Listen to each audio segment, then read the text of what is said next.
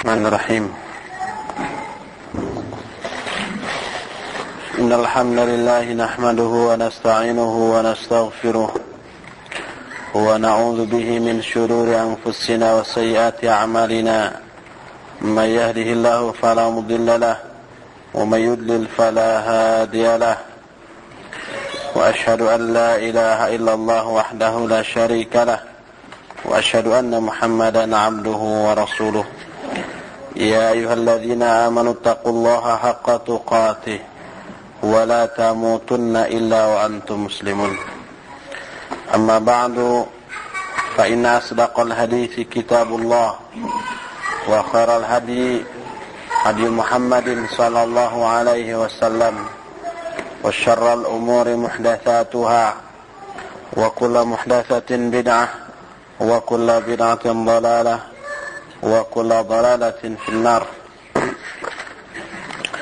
Ayuhal ikhwah, kita akan melanjutkan pembahasan kitab Bulughul Maram yang syarahnya kita ambil dari Tawdihul Ahkam, yang pada hari Jumat yang lalu kita sudah sampai pada bab tayammum dan sudah selesai membahas hadis ke-114. Sekarang kita akan lanjutkan ke hadis nomor 115. Wa an Jabirin radhiyallahu anhu fi ar-rajul alladhi shujja faghtasala famata innama kana yakfihi ay yatayammama wa ya'siba ala jurhihi khirqatan thumma yamsaha 'alayha wa yaghsila sa'ira jasadih. Rawahu Abu Daud bisanadin fihi dha'f wa fihi ikhtilafun ala rawih. Dari Jabir radhiyallahu anhu tentang seseorang laki-laki yang terluka. Suja dikatakan adalah luka yang terdapat di wajah atau sekitar kepala. Seseorang yang ada luka di kepalanya, lalu dia mandi dan mati, maka kata Nabi SAW, hanyalah cukuplah bagi dia, bagi orang itu, untuk bertayamum dan membalutkan ke atas lukanya khirqatan. Khirqah itu satu sobekan kain. Jadi cukuplah baginya untuk bertayamum dan membalutkan satu sobekan kain ke lukanya. Kemudian dia mengusap di atas perbannya itu dan membasuh seluruh atau sisa jasad di luar yang di perban itu. Hadis ini diriwayatkan oleh Imam Abu Daud dengan sanad yang di dalamnya ada kelemahan, juga di dalamnya ada ikhtilaf tentang rawinya. Tentang derajat hadis ini, termasuk hadis yang dhaif. Diriwayatkan oleh Imam Abu Daud, Ibnu Majah dan Ad-Daruqutni,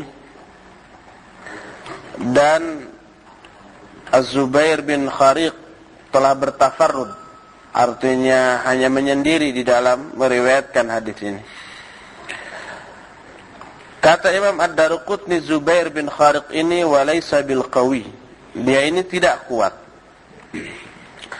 Kata Imam Asy-Syaukani, wa khalafa al-Auza'i ad-Daruqutni farawayahu an Atha an Ibn Abbas wa huwa shawab. Al-Auza'i telah menyelisihi Imam Ad-Daruqutni Dan keduanya meriwayatkan hadis ini dari Atha dari Ibnu Abbas, dan inilah yang benar. Jadi kalau di dalam hadis ini diterima dari Jabir, kalau menurut Al-Auza'i dari Ibnu Abbas. Berkata Al-Hafidz Ad-Daruqutni, as-sawabu anna al-Auza'iyya arsala akhirahu an Atha. Yang benar, kata Al-Hafidz Ad-Daruqutni, bahwa Imam Al-Auza'i telah memursalkan lafaz akhir dari hadis ini dari Atha. Dan berkata Abu Zur'ah dan Abu Hatim, Al-Auza'i lam yasma' hadzal hadis an Atha, wa innama sami'ahu min Ismail bin Muslim an Atha. Al-Auza'i tidak mendengar hadis ini secara langsung dari Atha. Dia hanya mendengar hadis ini dari Ismail bin Muslim dari Atha. Jadi disebut mursal itu, Al-Auza'i mengklaim, mengaku hadis ini dari Atha, padahal tidak mendengar hadis ini dari Atha. Dia mendengar dari Ismail bin Muslim dari Atha.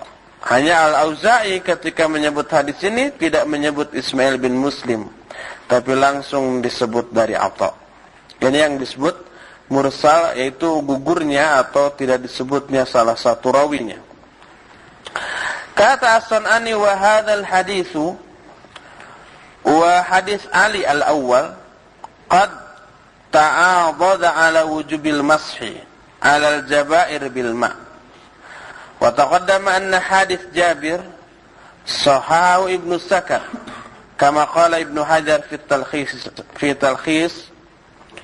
Takhlisil Habir.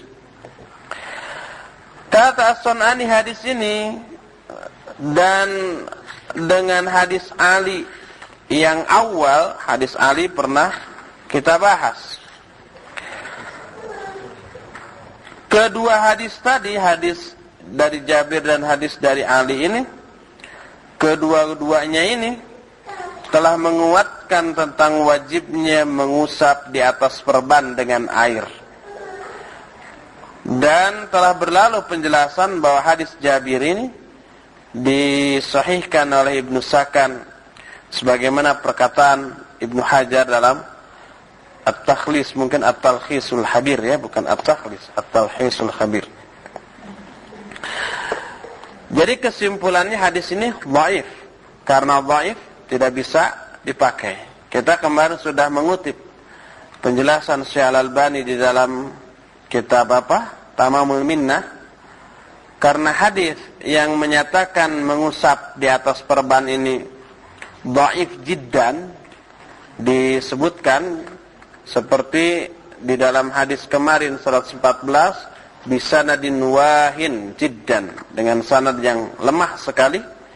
Dan hadis nama ini tidak bisa terangkat menjadi hadis hasan li ghairihi sekalipun ada syawahid, kecuali kalau lemahnya itu bukan lemah sekali. Dan karena tidak adanya hadis yang sahih tentang masalah ini, maka tidaklah disyariatkan mengusap di atas perban, mengusapkan air ke atas perban yang luka atau yang patah. Dari hadis ke-115 ini bisa kita ambil beberapa faidah seperti yang dijelaskan oleh Syekh Al-Bassam. Pertama, qissatul hadis. Kisah selengkapnya dari hadis ini adalah qala Jabir, kharajna fi safarin fa'asaba rajulan minna hajarun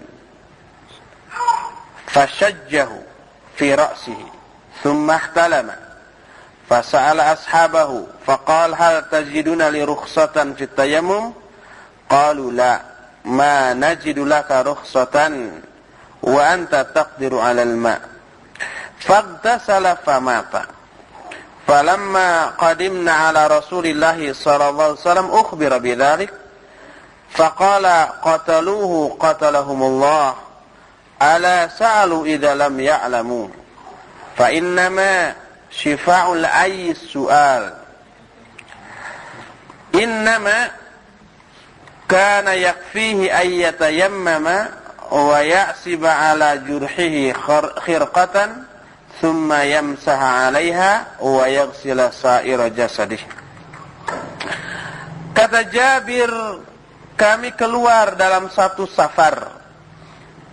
Lalu salah seorang di antara kami terkena lemparan batu dan dia luka pada kepalanya. Kemudian dia ihtilam. Ihtilam itu mimpi. Mimpi hubungan suami istri. Lalu dia bertanya kepada sahabat-sahabatnya. Kata dia, apakah kalian menemukan rukhsah untukku untuk bertayamum? Para sahabat semua menjawab, tidak. Kami tidak menemukan bagi kamu rukhsah, padahal kamu mampu menggunakan air. Lalu mandilah orang itu dan mati. Karena luka-lukanya yang parah, kena air, mati. Maka ketika kami datang kepada Rasulullah SAW, maka beliau dikabari tentang kasus tadi.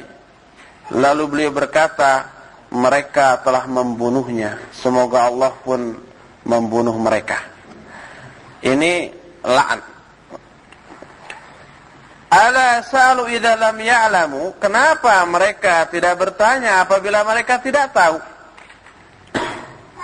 Karena sesungguhnya obat dari ayyi itu adalah bertanya. Ayyi itu pandir, dungu atau semakna dengan bodoh. Hanyalah cukup bagi dia, bagi orang yang luka tadi, cukup bertayamum, lalu dia membalut di atas lukanya dengan sobekan kain, kemudian mengusapkan air di atas perbannya itu, lalu membasuh sisa jasadnya. Sisa maksudnya selain yang di perban. Sebab sair itu maksudnya adalah selain yang disebut sebelumnya. Umpamanya kita membasuh kepala. Setelah membasuh kepala, tsumma ghasalna sa'ira jasadi. Kemudian kita membasuh sair dari jasad kita. Maksudnya selain kepalanya, seluruhnya dibasuh. Itulah kisah lengkap tentang hadis ini. Ini yang pertama. Salam. Kedua, hadzal hadits yuwafiqul Qur'anal Karim fi qoulihi ta'ala wa in kuntum marada wa la yukhalifu sahiha sunnatin fi jawazil mashi 'alal maksuri wal juruh wa innamal haditsu dha'ifun faqad dha'afahu al-Baihaqi wa qala la yathbutu 'anil nabiy sallallahu alaihi wasallam fi hadzal bab syai'un wa dha'afahu al-Hafidz huna faqala rawahu Abu Daud bi sanadin fihi dha'f walakin kama taqaddama lahu ma yu'diduhu. Hadis ini selaras dengan Al-Qur'anul Karim tentang firman Allah wa in kuntum marda dalam surah An-Nisa 43 atau Al-Maidah ayat 6. Wa in kuntum marda aw ala safarin, terus aw jaa ahadum minkum minal ghaid aw lamastumun nisa falam tajriman fatayammamu. Jadi tentang bolehnya bertayamum bagi orang yang sakit. Jadi kata Al-Bassam, hadis ini selaras dengan Al-Qur'an tentang ayat yang terdapat dalam An-Nisa 43 atau Al-Maidah ayat 6. Dan ini tidaklah bertentangan dengan hadis yang sahih tentang bolehnya mengusap di atas maksur dan juruh. Maksur itu artinya tulang yang patah, juruh luka. Dan hanyalah hadis ini dhaif, sebagaimana didhaifkan oleh Al-Baihaqi, dan berkata Al-Baihaqi, tidak ada satupun hadis yang dalam bab ini dari Nabi sallallahu alaihi wasallam. Juga hadis ini didhaifkan oleh Al-Hafidz dalam Bulughul Maram ini, kata Al-Hafidz, hadis ini riwayat Abu Daud dengan sanad yang di dalamnya ada kedhaifan. Tapi sebagaimana yang dijelaskan tadi, bahwa hadis ini mempunyai penguat. Ma yu'diduhu. Tapi kita sudah jelaskan kemarin, penjelasan Syekh Al-Albani di dalam Tamamul Minnah, walaupun ada penguat, hadis ini tidak menjadi hasan li ghairihi, karena salah satu, ada dua syarat ya. Ada dua syarat satu hadis dhaif terangkat menjadi hadis hasan li ghairi. Pertama, hadis itu tidak hadis dhaif sekali, tidak dhaif jiddan. Dan yang kedua, apa yang kedua teh? Ada hadis lain yang menguatkan, yang sahih. Nah ini baru terangkat menjadi hadis hasan li ghairi. Karena hadis ini dhaif jiddan dan tidak ada satupun hadis yang sahih tentang masalah ini, sebagaimana kata Imam Al-Baihaqi, juga dikuatkan oleh Syekh Al-Albani dalam Irwaul Ghalil tentang masalah ini, maka hadis ini tidak bisa terangkat menjadi hadis hasan li ghairihi. Karena hadis ini tidak terangkat, tetaplah dia dalam kedhaifannya, dan hadis dhaif tidak bisa menjadi hujjah. Makanya kata Syekh Al-Albani, karena tidak ada hadis yang sahih, maka tidak disyariatkan mengusap di atas perban ketika berwudu. Lalu apa yang harus dilakukan? Tinggalkan aja. Apanya? Mengusap di atas perban. Sudah, basuh bagian yang tidak terperbannya, dan tidak harus mengusap di atas perbannya. Karena Allah berfirman, kata Syekh Al-Albani, la yukallifullahu nafsan illa wus'aha. Kemudian fa idza amartukum fa'tu mastata'tum. Ketiga, yadulul hadithu ala masyru'iyatil mashi ala al-jabirah, sawa'un akanat ala jurhin aw kasrin, wa hiya azimatun wa laysat rukhsatan. Hadis ini menunjukkan disyariatkannya mengusap di atas perban, baik karena luka atau karena patah, dan ini azimah bukan rukhsah. Azimah ini satu keharusan. Ini kata Syekh Al-Bassam, tetapi karena, sekali lagi, karena hadisnya ini dhaif, tidak bisa dipakai hujjah, maka tidak disyariatkan sama sekali mengusap perban itu tadi. Keempat, innal wajiba al-mashu ala kullil jabirah wa laysa ala ba'diha kal khuffain. Ini mulai poin 2 sampai 3 sampai 4 sampai 5 nanti. Ini sudah di warning sebelumnya tadi. Sudah diwanti-wanti bahwa hadis ini dhaif, sehingga seluruh kandungan yang terdapat dalam hadis ini sudah tidak berlaku. Keempat ini bahwa yang wajib adalah mengusap di atas seluruh perban, bukan sebagiannya seperti khuf. Kalau mengusap khuf kan hanya sebagian saja, bagian atasnya saja. Tetapi kalau mengusap perban itu seluruhnya. Dan memang kita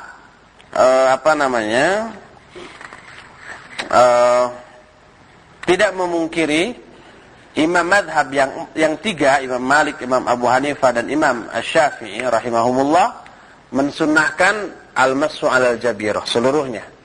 Makanya madhab tiga imam ini menyatakan begitu. Makanya kalau kita lihat fikih-fikih Syafi'iyah, termasuk Tawdihul Ahkam ini, kecenderungannya ke Syafi'iyah besar sekali gitu. Itu mensunnahkan, malah kan Syekh Al-Bassam menyatakan bukan sunnah lagi, bukan rukhsah lagi, tapi azimah. Sebab di sini disebutkan wahya azimah wa laysat rukhsah. Jadi mereka, jangan heran kalau kita melihat mereka itu mengusap di atas perbannya berdasarkan hadis ini. Dan hadis ini mereka anggap walaupun dhaif, tapi banyaknya jalan sehingga terangkat menjadi hadis hasan li ghairihi. Walaupun ini tidak memenuhi syarat. Sebagaimana dijelaskan oleh Syekh Al-Albani dalam Muqaddimah Tamamul Minnah, kaidah yang ke-10, bahwa kasratu turukil hadis la yuqawwi hadis. Disebutkan begitu. Banyaknya jalan-jalan hadis ini tidak menguatkan hadis tersebut apabila hadis itu dhaifnya jiddan, dhaif sekali. Dan hadis ini ternyata dhaif sekali sehingga tidak terangkat menjadi hasan li ghairihi. Terakhir dari hadis tadi adalah ghuslu baqiyati badanihi alladhi lam yusibhul jarh, yaitu membasuh sisa badan yang tidak terkena oleh luka. Itu betul dibasuh kalau poin kelimanya benar. Walidha qala al-ulama, kata Syekh Al-Bassam, innahu qad yajtami'u fil jabirah 'ala al-'adwi al-wahidi thalathatu umurin, ghuslun wa mashun wa tayammum. Fal-ghuslu lil bariz min al-'adwi wal mashu lima fawqa al-jarh min jabiratin, wat tayammum lima ghattathu al-jabair min as-sahih alladhi ta'adda qadra hajati ar-rabat wa yakhsha ad-darara bi naz'ihi.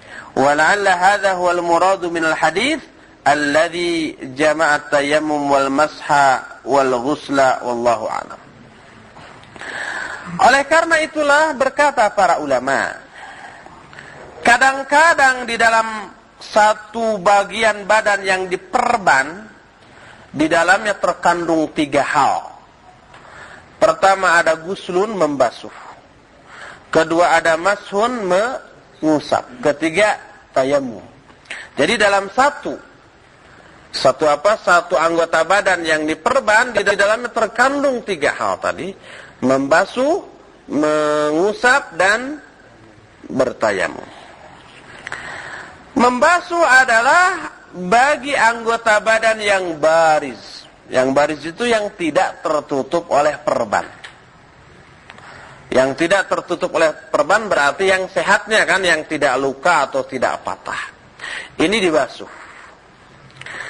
Adapun mengusap adalah bagian atas perban, bagian luka, bagian atas luka yang diperban. Jadi yang diusap perbannya tentu saja, bukan lukanya, karena lukanya tertutup oleh perban. Itu yang diusap. Adapun tayammum bagi anggota badan yang sehat tetapi tertutup oleh perban yang melebihi luka. Jadi bagian lukanya jelas terperban, tapi yang tertutup oleh perban tidak hanya bagian yang lukanya saja kan, ada bagian yang sehatnya yang berdekatan dengan yang luka ikut terperban juga, tertutup juga qadral hajah, karena memang sesuai dengan kebutuhan untuk mengikat. Juga kalau pas sekali kan mungkin saja ada bolong sehingga kena air, kena debu dan seterusnya, sehingga dalam setiap perban pasti bagian yang sehatnya pun ada yang terperban, tertutup. Nah ini tayammum kata beliau. Wa yakhsha ad-darar bi naz'ihi, dan dia si orang yang luka ini khawatir timbulnya bahaya kalau bagian yang sehatnya pun tercabut perbannya di sana. Barangkali inilah yang dimaksud dari hadis ini, yang menyatukan antara tayamum, membasuh, dan mengusap. Jadi hadis ke-115 ini kita juga sudah jelaskan bantahan Syekh Al-Albani yang kita kutip dari Irwaul Ghalil dan dari Tamamul Minnah tentang masalah itu. Jadi yang lebih kuat berdasarkan keterangan-keterangan yang sudah adalah tidak disyariatkan mengusap perban ketika luka. Sudah membiarkan begitu, tidak mengusap, tidak mentayamumi, hanya cukup membasuh bagian yang tidak terperban saja. Adapun yang diperbannya, la yukallifullahu nafsan illa wus'aha. Kalau kita tidak mampu, ya sudah, biarkan saja. Itulah hadis yang ke-115. Kita sambung dengan hadis yang terakhir dalam bab tayamum ini, yaitu hadis ke-116. Wa an Ibnu Abbas radhiyallahu anhuma qala minas sunnati alla yusalliya ar-rajulu bitayammum illa salatan wahidah thumma yatayammamu lis-salatil ukhra. Dari Abdullah bin Abbas radhiyallahu anhuma, dia berkata, termasuk sunnah adalah seseorang tidak boleh sholat dengan bertayamum kecuali hanya 1 kali sholat. Jadi 1 tayamum hanya untuk 1 sholat. Kemudian dia harus bertayamum lagi untuk sholat yang lainnya. Hadis ini diriwayat oleh Imam Ad-Daruqutni dengan sanad yang dhaif jiddan juga. Dhaif sekali. Hadis ini jelas dhaifnya sebagaimana kata muallif, kata Imam Ibnu Hajar, di sini diriwayatkan Daruqutni dengan sanad yang dhaif sekali. Kata Imam As-Sun'ani, li'annahu min riwayatil Hasan bin Imarah wa huwa dhaifun jiddan. Wa fil babi an Ali wa ibn Umar radhiyallahu anhum hadisan dhaifan. Karena hadis ini termasuk hadis dari riwayat Al-Hasan bin Imarah, dia ini dhaif sekali, dan dalam bab ini ada dua hadis lain yang sama-sama dhaifnya yang diterima dari Ali dan dari Abdullah bin Umar radhiyallahu anhum. Sebelum kita masuk ke faidah hadis, kita bahas dulu beberapa mufradat, dua mufradat di sini. Pertama, disebut di sini minas sunnah, termasuk sunnah. Yang dimaksud sunnah di sini adalah sunnah Rasul sallallahu alaihi wasallam, falahu hukmur raf'u, dan kalau sahabat menyatakan termasuk sunnah, berarti apa yang dikatakannya itu mempunyai hukum rafa', marfu. Marfu dalam masalah hadis, bukan dalam masalah nahu. Beda ya. Marfu dalam masalah hadis artinya hadis itu sampai kepada Rasul SAW. Kalau rafa' menurut ilmu nahu artinya satu kedudukan, selain nasab, jar dan jazm. Beda jauh. Kedua, illa salatan al-mustasna huna mansub. Li'anna al-fi'la waqi'un alaih, fahuwa mustasna min kalami naqidin manfiyin. Naqisin manfiyin. Illa salatan, salatan di sini mustasna dan mansub. Sulit diterjemahkan mansub ini, sekali lagi salah satu kedudukan seperti rafa, jar dan jazm. Ada 4 kedudukan dalam ilmu nahu: rafa, nasab, jar dan jazm. Ini mansub, salah satu, dan tanda mansub itu adalah nasab. Makanya salatan tidak boleh salatun atau tin, atau salat di sukun, nggak boleh. Kalau rafa harus tun gitu, harus dengan dhammah. Di sini mansub, makanya dibaca salatan. Kenapa? Karena si fi'il, yaitu tayamum yang dimaksud di sini, waqi'un alaihi, yang dimaksud tayamum ini adalah jatuhnya ke salat tadi. Yang dimaksud adalah tayamum untuk salat. Dan ini termasuk mustasna dari kalimat yang naqis dan manfi. Naqis itu yang belum sempurna. Manfi itu yang dinafikan, diawali oleh huruf nafi, yaitu la. Di sini disebutkan la yusallir rajul bitam illa salatan wahidan. Naqis kenapa dianggap belum sempurna? Dalam ilmu nahu, satu kalimat disebut sempurna apabila terdiri dari minimalnya fi'il fa'il. Fi'il itu apa? Kata kerja. Fa'il itu subjek. Itu kalau fi'ilnya fi'il yang lazim, fi'il yang tidak membutuhkan objek, apa namanya bahasa Indonesia? Transitif. Intransitif. Tapi kalau fi'ilnya ini fi'il yang muta'addi, fi'il yang membutuhkan objek, barulah dia dianggap sempurna kalau sudah ada objek. Di sini la yusallir rajulu, ya la yusallinya sudah ada. Fi'ilnya, kata kerja. Subjeknya sudah ada ar-rajul, dan yusalli di sini termasuk fi'il mutta'addi, fi'il yang membutuhkan objek. Baru ada fi'il dan fa'il atau subjek dan predikat, belum ada objeknya, dianggap naqis, belum sempurna. Nah, makanya di sini disebut wa huwa mustasna min kalamin naqisin manfiyin. Yaitu termasuk kalam yang mustasna dari satu jumlah atau satu kalam, satu kalimat yang naqis. Ya udah sepintas dulu, karena ini pembahasan fiqih bukan nahu. Kalau memperdalam nanti dalam bahasa Arab ya, ada kursus. Belum berjalan belum ya, tapi pendaftaran sudah dibuka. Dari hadis ini kita ambil beberapa faidah dan nanti ada penjelasan tentang masalah fikih yang berkaitan dengan masalah yang dibahas dalam hadis ini.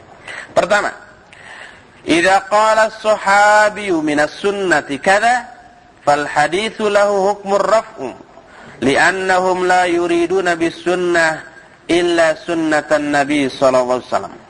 Bila seorang sahabat berkata bahwa ini adalah dari sunnah, maka hadis itu berarti mempunyai hukum rafa. Rafa nahu atau rafa hadis? Rafa hadis.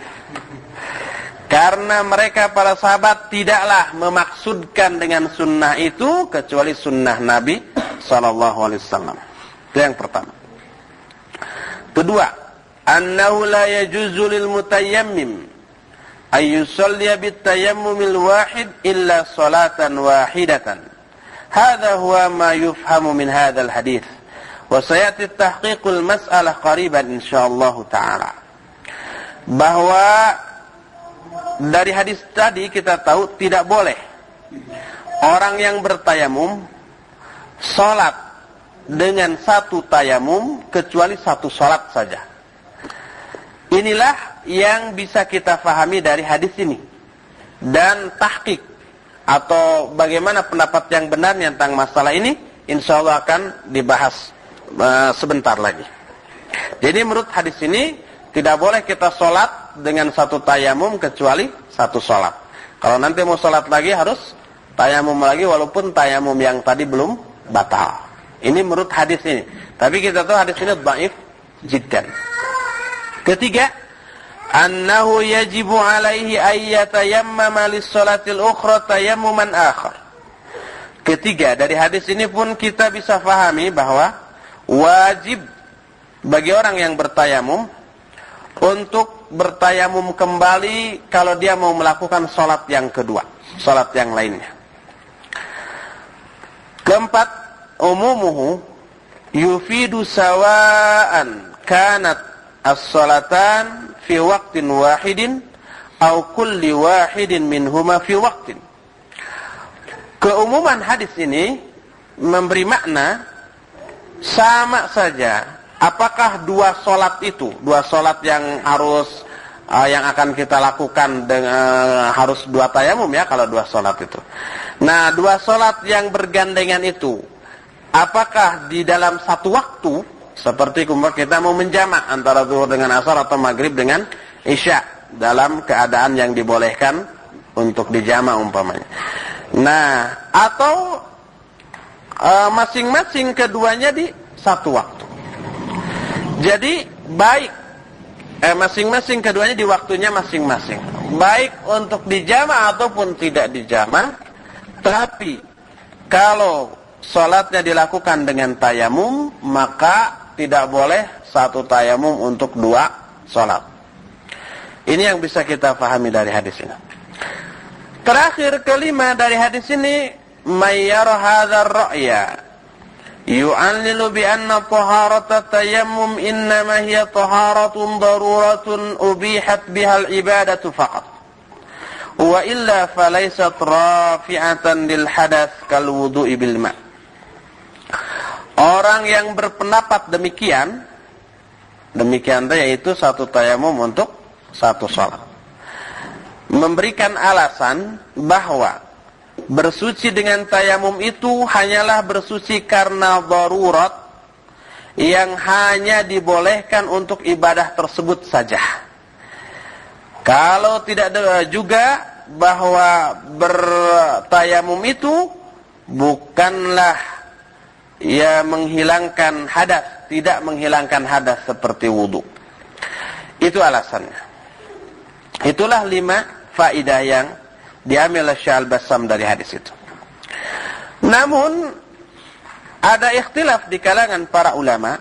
Kata Syekh Al-Bassam, ikhtalafa al-ulama'u hal at-tayammumu yarfa'ul hadas kalma am annahu mubihun lis-shalah wa nahwiha ila hinil qudrah 'ala al-ma' wa amal hadath fa qa'imun bihali. Para ulama telah ikhtilaf. Apakah tayamum itu bisa menghilangkan hadas seperti halnya air, atau tayamum itu hanya sekedar membolehkan untuk sholat atau ibadah yang sejenisnya sampai dia mampu menggunakan air, sedangkan hadasnya masih tetap ada pada dirinya. Jadi apakah tayamum itu dengan tayamum hadasnya hilang dari kita ataukah tidak? Zahaba ila annahu rafi'un mutlaqan Abu Hanifah wa huwa riwayat an Ahmad wa ikhtaraha Syekhul Islam Ibnu Jauzi. Imam Abu Hanifah menyatakan bahwa tayamum menghilangkan hadas secara mutlak.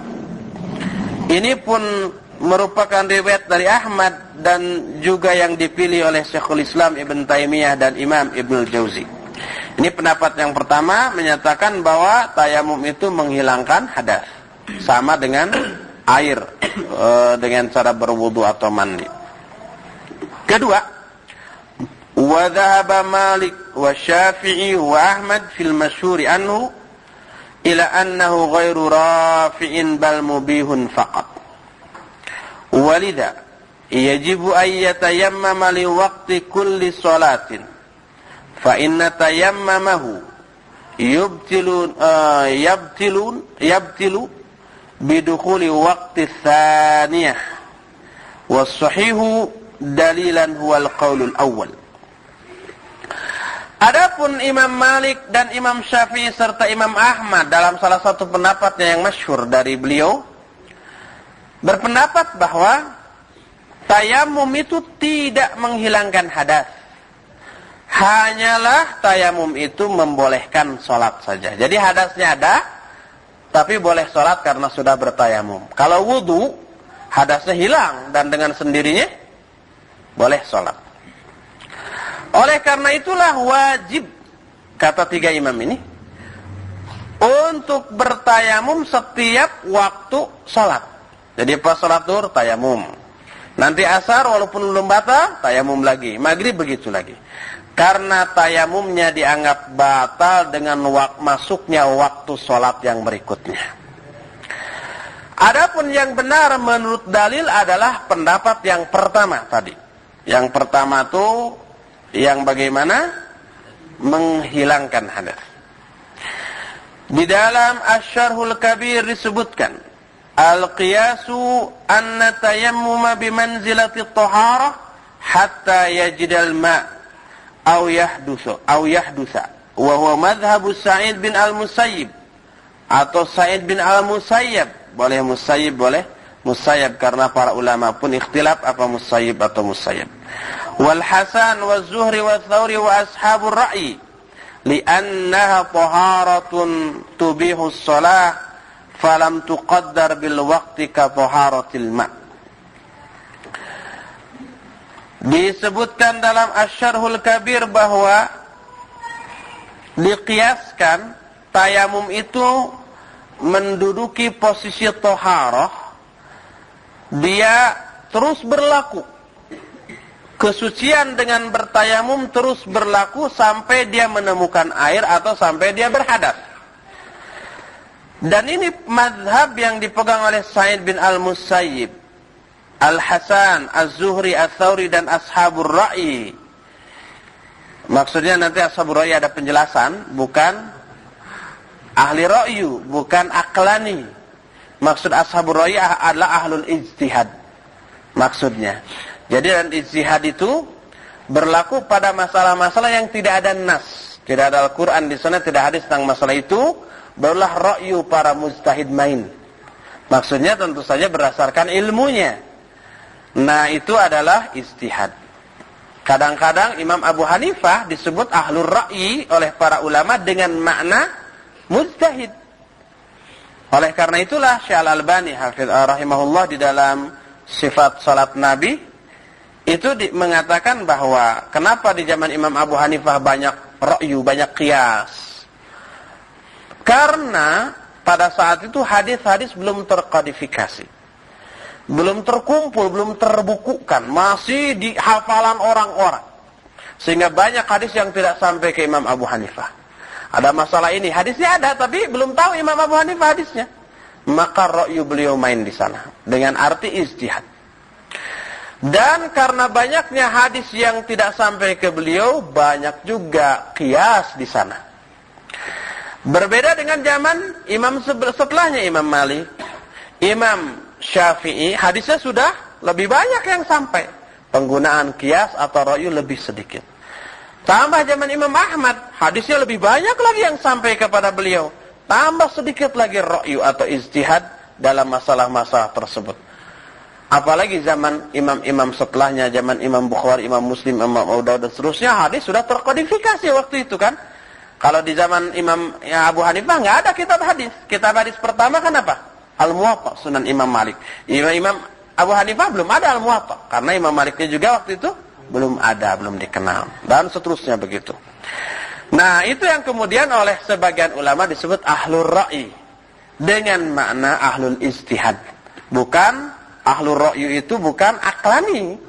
Bukan apa namanya, ada nas yang jelas lalu nasnya disingkirkan, ra'yu main. Bukan itu ahlur ra'yu yang dimaksud di sini. Akal-akalan atau akal beneran. Jadi imam-imam ahlur ra'yi dalam arti mujtahidin itu berpendapat seperti itu karena tayamum ini merupakan taharah yang membolehkan salat dan tidak ditentukan waktunya, sama saja dengan taharah dengan air. Berkata Imam Ahmad, al-qiyasu anna tayammuma bimanzilati taharah hatta yajidal ma'. Qiyas yang berlaku di sini adalah tayamum ini menduduki posisi taharah sampai dia menemukan air. Dalam kitab Al-Insaf disebutkan ikhtarahu syekh wa huwa asah.